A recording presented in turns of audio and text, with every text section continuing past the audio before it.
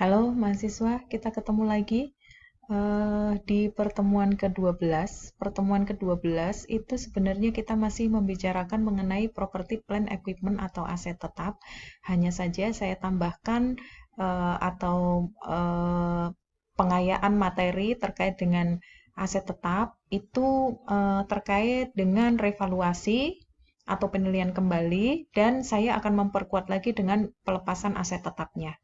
Nah, untuk revaluasi aset tetap, seperti yang sebelumnya, saya telah membahas bahwa aset yang ada kemungkinan terjadi perubahan nilai dari waktu ke waktu, maka IFRS menghendaki bahwa kita harus mencatat berdasarkan nilai wajarnya atau harga pasar wajarnya. Nah, revaluasi aset tetap itu bisa dilakukan dengan cara menilai kembali aset tetapnya, kemudian setelah didapatkan angka yang tepat, baru kemudian dilakukan pencatatan dengan mencatat ada kerugian atau ada keuntungan terkait dengan eh, penilaian kembali tersebut. Contoh revaluasi aset tetap adalah misalnya PT Permata Hijau melaksanakan revaluasi atas aset tetapnya. Harga perolehannya sebenarnya aset tersebut adalah misalnya 100 juta, kemudian usia ekonomisnya 5 tahun tanpa nilai residu. Nah, asumsinya adalah di akhir tahun ke-1 ternyata perusahaan melakukan revaluasi atas aset tersebut. Nah, kita harus hitung dulu berapa nilai buku dari aset tersebut di akhir tahun pertama. Kita hitung dulu berapa beban depresiasi, kemudian akumulasi depresiasinya, dan harga perolehan dikurangi dengan akumulasi depresiasi, itu ketemulah nilai buku. Harga perolehannya 100, kemudian beban depresiasinya 20, maka ketemu nilai buku 80. Nah, misalnya pada saat revaluasi ternyata appraiser atau penilai itu menyatakan bahwa nilai wajar dari aset tersebut adalah 85 juta. Berarti artinya ada surplus 5 juta dalam proses penilaian kembali atas aset tersebut. Maka kita bisa mencatatnya sebagai berikut. Pada saat ada surplus, maka kita mencatatnya seperti ini. Akumulasi depresiasi, kita debit, kemudian kreditnya adalah aset tetap dan surplus revaluasi. Nah, kemudian bagaimana kalau seandainya kita memiliki aset dan selama masa pemanfaatan aset itu ternyata kita juga melakukan pengeluaran-pengeluaran. Contohnya misalnya terkait dengan reparasi rutin. Nah, misalnya ada aset yang kemudian harus, misalnya kendaraan yang harus tune up, ganti oli, kemudian servis berkala, dan sebagainya. Maka kita bisa mencatatnya kalau untuk reparasi rutin itu kita catat sebagai revenue expenditure. Revenue expenditure itu kita catat sebagai beban di periodik atau beban di administrasi dan umum. Nah, kemudian ada lagi pengeluaran yang terkait dengan penambahan atau perbaikan. Contohnya misalnya terkait dengan penambahan kapasitas produksi atas mesin, ditambahkan satu unsur tertentu sehingga kapasitas produksi menjadi lebih meningkat. Misalnya seperti itu. Nah, artinya ini akan menambahkan investasi, akan menambahkan masa manfaat ataupun nilai dari aset tersebut sehingga ini disebut sebagai capital expenditure. Kalau capital expenditure seperti ini menambahkan masa manfaat atau menambah nilai aset, maka ini dicatat dengan cara dikapitalisasi atau ditambahkan ke dalam asetnya. Berapa nilai yang ditambahkan karena ada pengeluaran yang merupakan capital expenditure tersebut. Nah, selanjutnya pelepasan aset saya ulangi kembali untuk memperkuat pembahasan yang sebelumnya, di pertemuan sebelumnya, bahwa pelepasan aset itu bisa terdiri dari 3 cara. Yang pertama, dihentikan pemakaiannya, kemudian yang kedua dijual, dan yang ketiga ditukar. Nah, pelepasan aset itu kita bisa mencatatnya dengan cara mendebet akumulasi depresiasi, kemudian mengkredit akun aset tetapnya.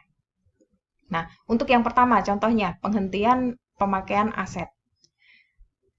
Misalnya ada komputer yang nilai perolehannya adalah sebesar 32 juta, kemudian telah didepresiasi sebesar 32 juta juga, artinya nilai bukunya 0. Maka ini kita lakukan pelepasan dengan cara mendebet akumulasi depresiasi komputer dan kreditnya adalah peralatan komputer.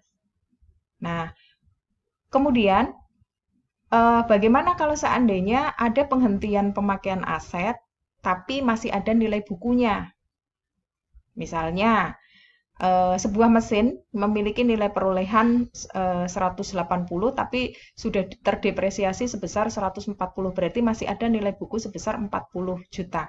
Namun kemudian mesin tersebut dihentikan, mungkin karena misalnya tidak layak. Nah, maka kita akan mencatat sebagai rugi penghentian mesin. Seperti ini. Akumulasi depresiasinya 140, kemudian rugi penghentian mesin. Karena mesinnya nilainya adalah 180.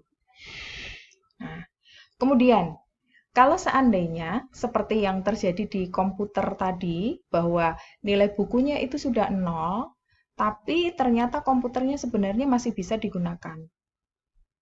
Nah, bagaimana? Apakah komputer yang nilai bukunya sudah 0 itu masih tetap harus dilaporkan? Maka ketentuannya adalah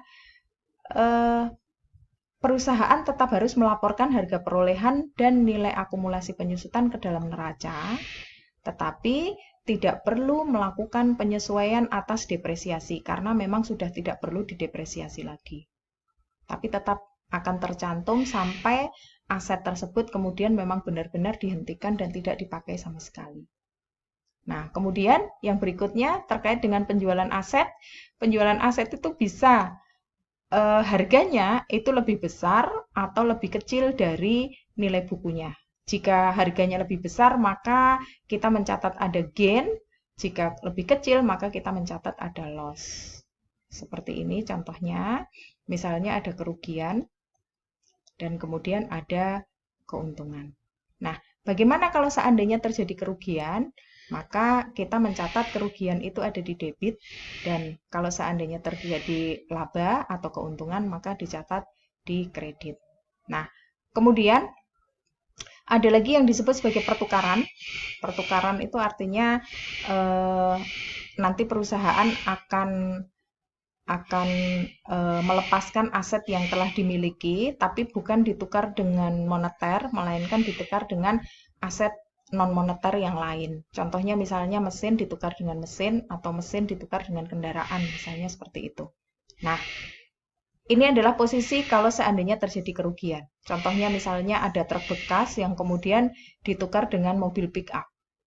Nah, truk bekas itu harga perolehannya awalnya 640, kemudian telah didepresiasi sebesar 220 sehingga nilai bukunya tersisa 420. Nah, rupanya dari kos sebesar atau nilai buku sebesar 420 itu sebenarnya nilai wajarnya adalah 260. Artinya harga pasarnya nanti akan jauh lebih murah. Nah, kemudian ditukar dengan pick up, dan pertukaran itu menimbulkan perusahaan harus menambah uang tunai sebesar 170 juta. Nah, contohnya misalnya seperti itu. Nah, kemudian kalau terjadi keuntungan, contohnya yang seperti ini. Misalnya nilai bukunya itu 200, tapi ternyata nilai wajarnya 260. Berarti ini terlihat bahwa ada pertukaran yang menimbulkan laba atau gain. Nah, pertukaran aset itu bisa terjadi dengan aset yang sejenis, bisa juga terjadi dengan aset yang tidak sejenis. Itu diperbolehkan. Hanya saja nanti ketentuannya adalah kalau dengan aset yang sejenis, maka keuntungan ataupun kerugian tidak diakui. Nanti jika ada keuntungan, maka ditambahkan ke dalam aset yang baru. Kalau ada kerugian, maka dikurangkan di aset yang baru. Nah, kemudian selain itu, kita juga bisa mencatat ada pertukaran, ya, sesuai dengan contoh-contoh yang tadi. Ini ada beberapa contoh yang lain. Silahkan dibaca dengan beberapa variasi soalnya. Demikian penjelasan dari saya terkait dengan tambahan mengenai aset tetap atau property plant equipment. Terima kasih.